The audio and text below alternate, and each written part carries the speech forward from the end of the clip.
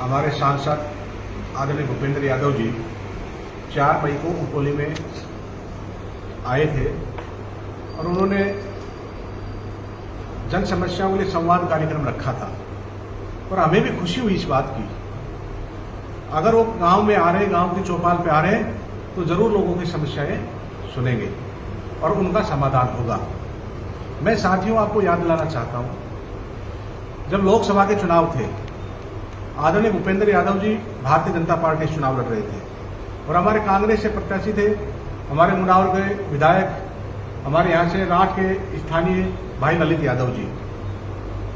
हमारे यहां बहुत सारे स्थानीय मुद्दे थे, परंतु जो सबसे बड़ा मुद्दा था वो पानी का मुद्दा था और लोकसभा के चुनाव में राठ के लोगों ने पानी के मुद्दे पे वोट किया। भारतीय जनता पार्टी के प्रत्याशी ने और भारतीय जनता पार्टी के समर्थकों ने बड़ी तेजी से बात कही, अगर यहां से भारतीय जनता पार्टी के प्रत्याशी को आप चुनाव जिता के भेजते हैं तो बहरोड में पानी की समस्या का समाधान होगा।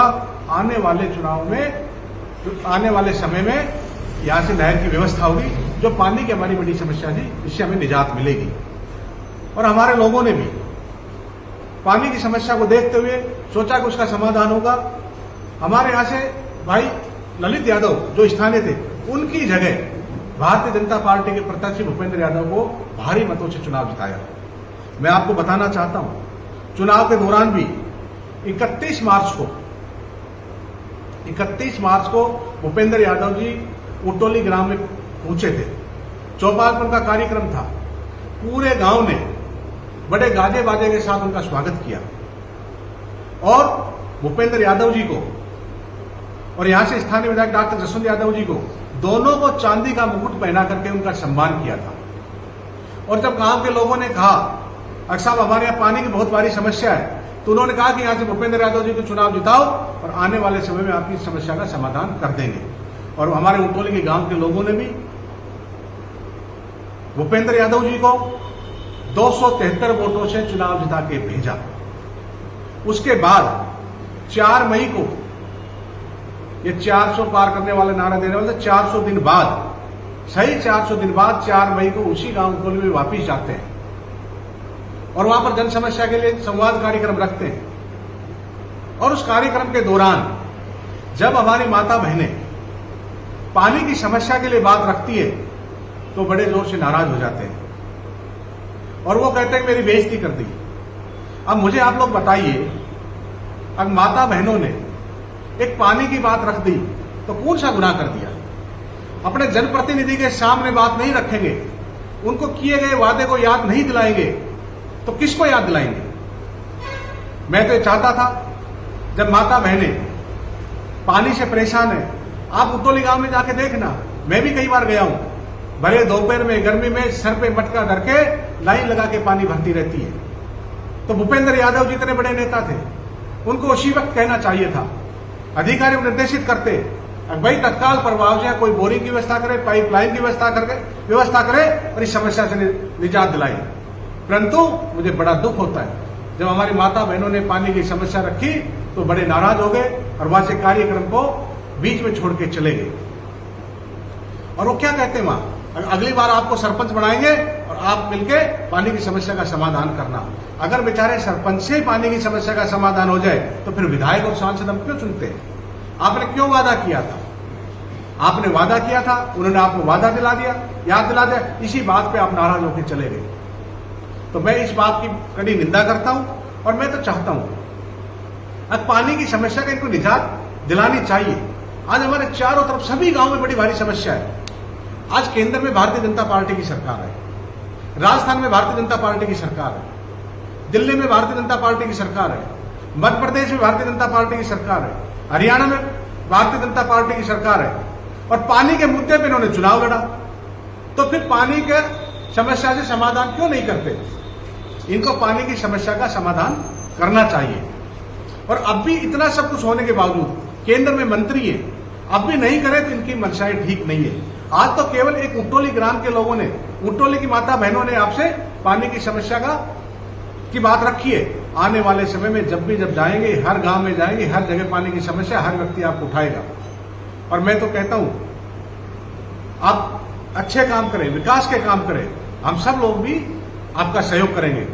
अगर आप पानी की समस्या का समाधान नहीं करेंगे तो विपक्ष के नाते हम भी समस्या को जोर शोर से उठाएंगे, आप लोगों पे दबाव बनाएंगे। आपको आपका वादा किया हुआ है उसको निभाना पड़ेगा, नहीं आने वाले समय में जनता आपको बाहर का रास्ता वापस दिखा देगी।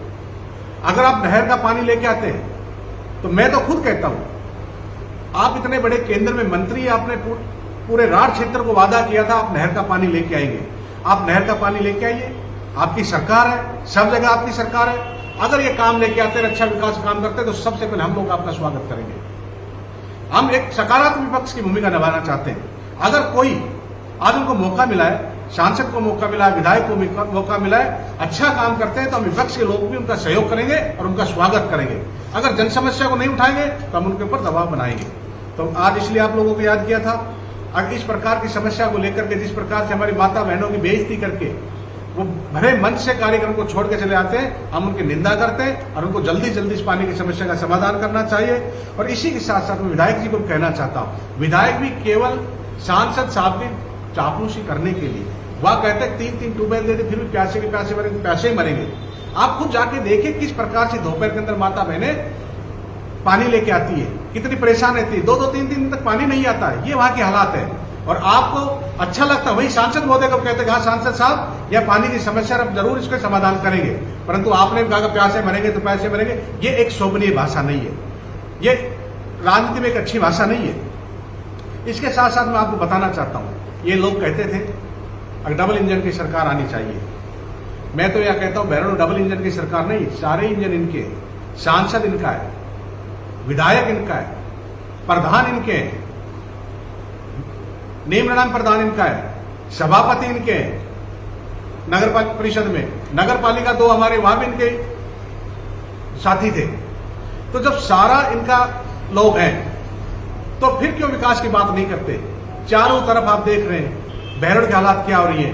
पानी की समस्या पे, बिजली की समस्या ले लो, सड़क की समस्या ले लो, चिकित्सालय की समस्या ले लो, चारों तरफ असुविधाओं का भंडार लगा हुआ है, कोई काम करने वाला नहीं है। या बहरौल के आप हालात देखिए नगर परिषद की, जब ये लोग सत्ता में नहीं थे, पूर्व विधायक था यहाँ पर, तो ये लोग आरोप लगाते थे।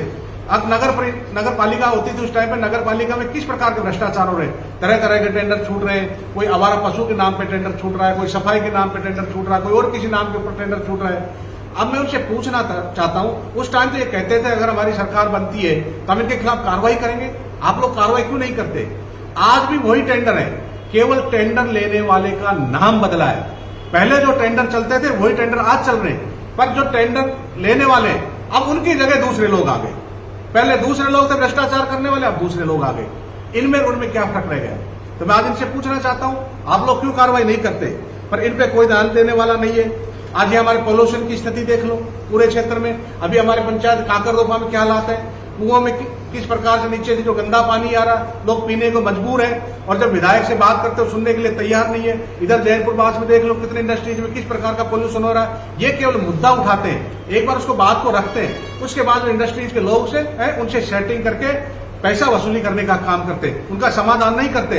एक भी इंडस्ट्रीज में पोल्यूशन का समाधान हुआ तो बता दो? चारों तरफ वो पोल्यूशन वापस चल रहा है। आज चारों तरफ सड़कें टूटी पड़ी हैं। आप एक कुंड रोड देख लो, ये बाईपास निकला हुआ, इसको देख लो। पिछले वाले विधायक पर आरोप लगाते थे कि टूटी सड़कें इनके खिलाफ कार्रवाई कराएंगे, इनके खिलाफ आने वाले समय में जांच होगी। आज कितने इनके टूटी हुई सड़क की वजह से कितने आज रोड एक्सीडेंट हो रही है, कितनी रोजाना मृत्यु हो रही है, मौतें हो रही है। इनके ऊपर कोई ध्यान देने वाला नहीं है। बिजली की समस्या आप देख लो, किस प्रकार से बिजली कटौती होती है। कई बार किसानों को दिन की जगह रात को बिजली देती है, एक औसत कटौती कर देते हैं, कई लाइनें टूट रही है। एक तरफ आप चोरी के हालात देखो, कितने हालात खराब हो गए हमारे यहाँ, कितने ट्रांसफार्मर चोरी हुए। एक भी ट्रांसफार्मर को बरामद किया क्या हालात हो रही है।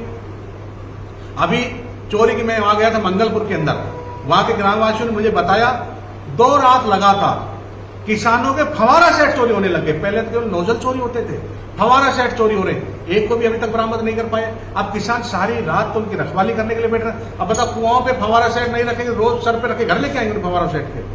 जहां भी जाते खेतों में फवारा चोरी हो रहे, लोगों की केबिल काटी जा रही है, रोज चैन तोड़ी जा रही है, जगह जगह मकानों में मंदिरों में चोरियां हो रही है। एक भी चोरी का इनका खुलासा नहीं हो पाया। रोज आप देख रहे हैं बहरौल किस प्रकार मर्डर हो रहे हैं, कानून व्यवस्था जीरो है। इस पे कोई ध्यान नहीं दे रहे, चारों तरफ लूट मचा रखी है। इसके साथ आप देखेंगे अस्पताल की स्थिति देख लो, न दवाइयां हैं, न वहां पर मशीनें हैं, न डॉक्टर उपलब्ध है। चारों तरफ हाहाकार की स्थिति मची हुई है, कोई रात जैसी स्थिति नहीं लगती है।